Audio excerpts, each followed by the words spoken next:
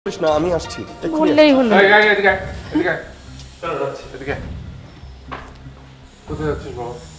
বাবা আমাদের কয়েকজন গুলি খেয়েছে, ওদেরকে হসপিটালে নেওয়া হচ্ছে, ওদেরকে চিকিৎসা করাতে হবে, রক্ত দিতে হবে, আমাকে যেতে হবে বাবা। না না না, আমি তোকে কোথাও যেতে দিব না বাবা।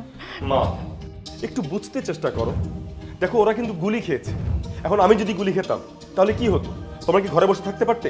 তোমরা হসপিটালে ছুটে যেতে না, বাইরে যেতে না? মা প্লিজ প্লিজ মা, আমাকে আটকে রেখো না, একটু যেতে দাও মা। বাবারে দেখ, আমি আমার জীবনে সর্বস্ব হারিয়ে সর্বশান্ত হয়ে গেছি। এখন তুই হলে আমাদের একমাত্র অবলম্বন। তুই যদি এখন মানে কিছু যদি একটা হয়ে যেত তো আমাদের কি অবস্থাটা হবে একটা ভেবে দেখ তুই। বাবা বাবা তুমি একদমই চিন্তা করো না, আমার কিচ্ছু হবে না।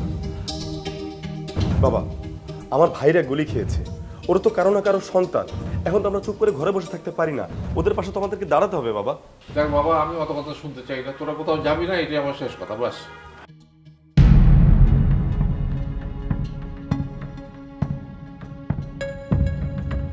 বাবা আমাকে যেতে হবে। আমাদের কথা তুই ভাববি না বাবা, বাইরে কারফিউ চলছে, এর মধ্যে তুই যদি বেরিয়ে যাস বিপদে পড়বি সোনা।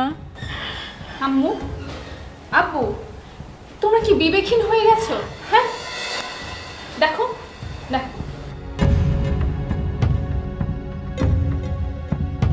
দেখো, কারফিউর মধ্যে সব ছাত্র রাস্তায় নেমে পড়েছে, কেউ ঘরে বসে নেই। আর এই অবস্থায় আমরা দুই ভাই বোন বাড়িতে চুপ করে বসে থাকবো? কি করে হয়? ছাত্রদের সাথে একাত্মতা ঘোষণা করতে আমি আর ভাইয়া রাস্তায় নামবো। চল ভাইয়া, আয়। বাবা আসি। আবির, মোমো মোমো